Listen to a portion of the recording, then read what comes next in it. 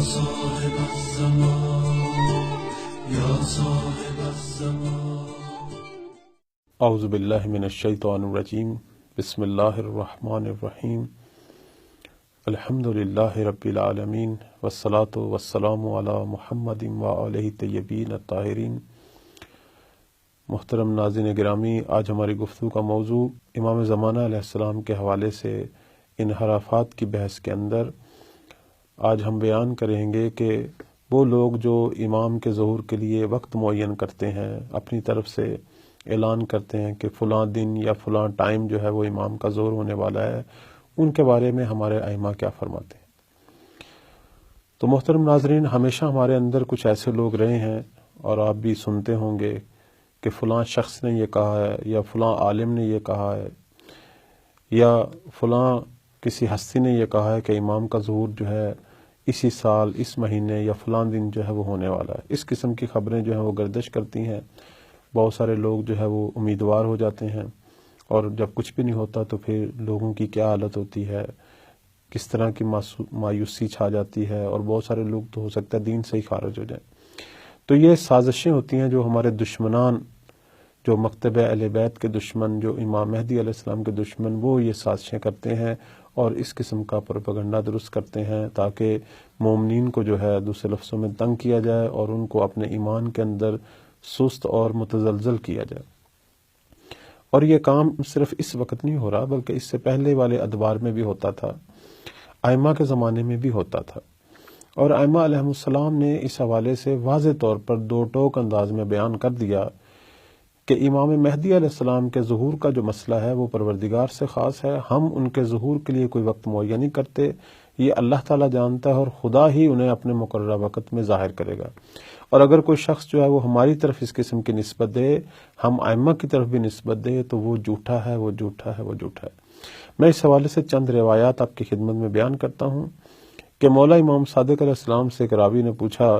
کہ آیا امام مہدی علیہ السلام کے ظہور کے لیے کوئی وقت معین ہے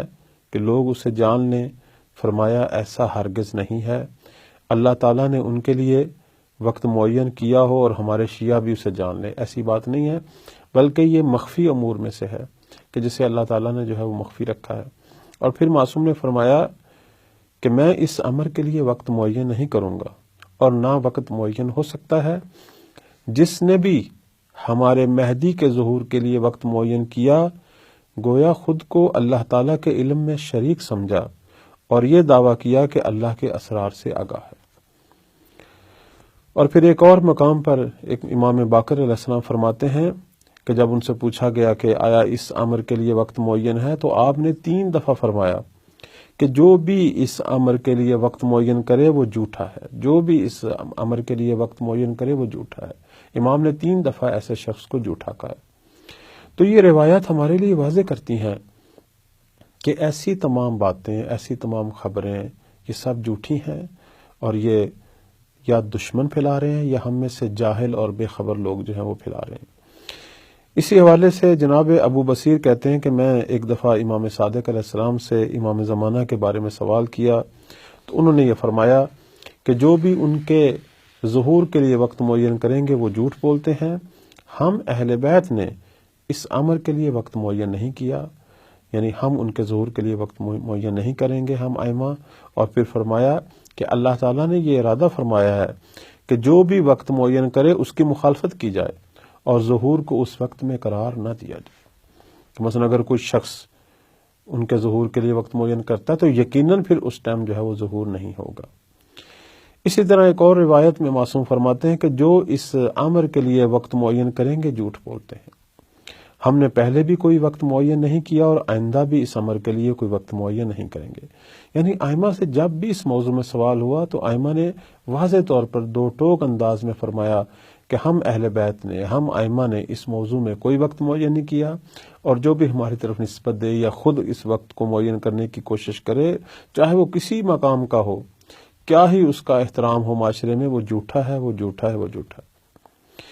بعض روایات میں یہ فلسفہ بیان کیا گیا، یہ علت بیان کی گئی کہ کیوں جو ہے وہ وقت معین نہیں ہوتا، کیوں جو ہے وہ وقت معین نہیں کیا گیا. امام تقی علیہ السلام سے اس حوالے سے نقل ہوتا ہے کہ فرماتے ہیں کہ اگر امام مہدی علیہ السلام کے ظہور کے لیے وقت معین ہوتا تو دل سخت ہو جاتے، عام لوگ اسلام سے دور ہو جاتے، تو وہ کہیں گے کہ کتنا نزدیک ہے، کتنا قریب ہے کہ لوگوں کے دلوں کو سکون ہو اور فرج کا زمانہ نزدیک ہو۔ معصوم نے واضح فرما دیا کہ اگر وقت معین ہو جاتا تو درمیان والے جتنے زمانے کے لوگ تھے، درمیان میں جتنی مدت گزر جاتی، درمیان میں جتنی صدیاں ہوتی، پھر وہ لوگ جو ہیں ان کو تو یہ معلوم تھا کہ امام نے کب ظہور کرنا ہے، تو ہمارے زمانے میں تو گویا ظہور نہیں کرنا، نتیجتاً وہ دین سے دور ہو جاتے، اعمال صالح سے دور ہو جاتے۔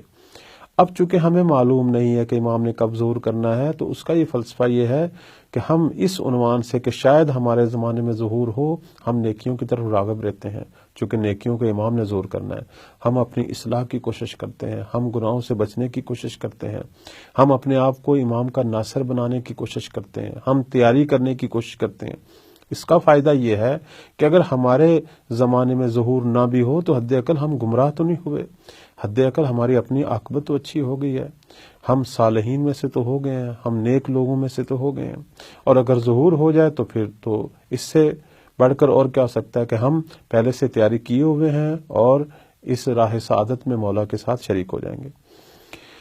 تو لہٰذا یہ مسئلہ نہایت واضح ہے کہ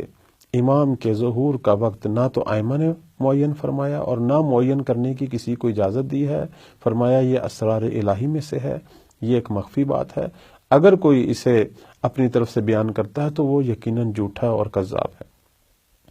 لیکن کچھ لوگوں کو یہ عادت ہے، ہمارے معاشرے کے اندر کچھ لوگوں کو یہ عادت ہے کہ وہ ممبر پر بلاخر یا کسی بھی جگہ پر بیٹھ کر وہ اس قسم کی باتیں کرتے ہیں اور یہ پروپیگنڈا کرتے ہیں، تو اس کے آگے نتائج لوگوں کے درمیان کیا نکلتے ہیں؟ اس حوالے سے چند ایک چیزیں جو ماہرین نے بیان کی ہیں وہ یہ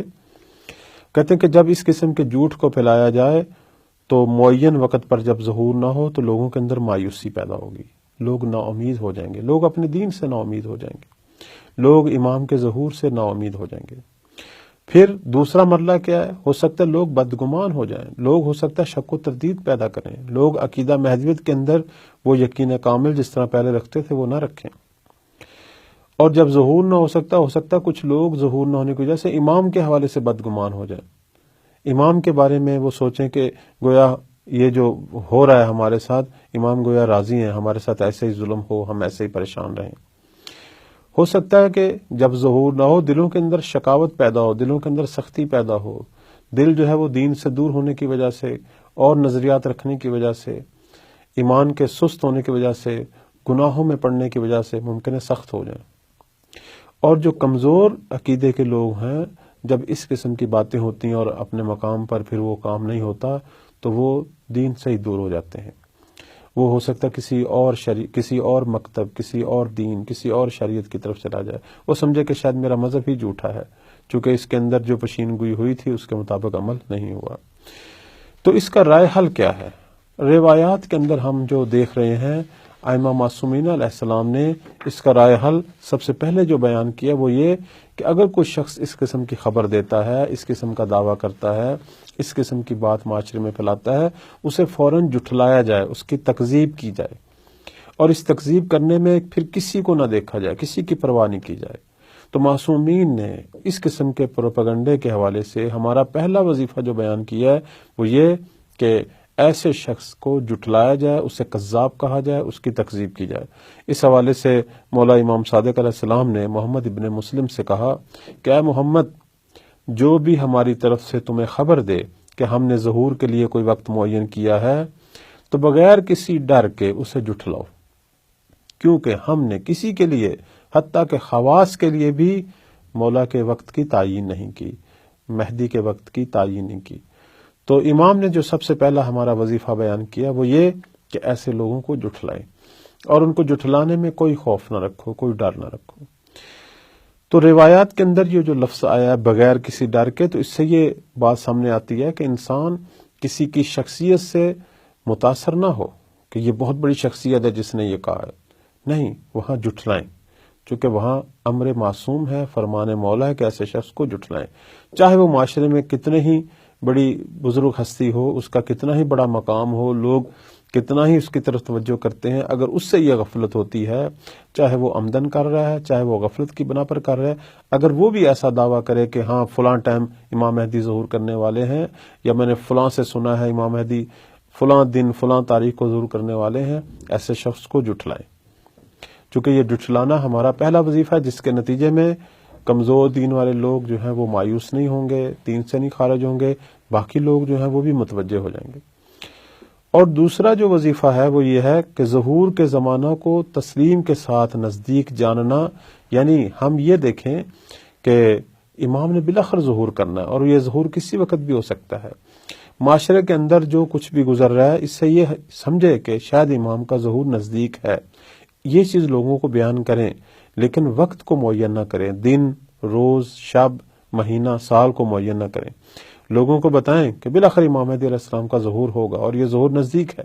کسی وقت بھی ہو سکتا ہے۔ ہمارا وظیفہ ہے کہ ہم تیاری کریں اور امام کے ظہور کے لیے اپنے آپ کو ان تمام صفات سے متصف کریں جس طرح کے مولا فرماتے ہیں،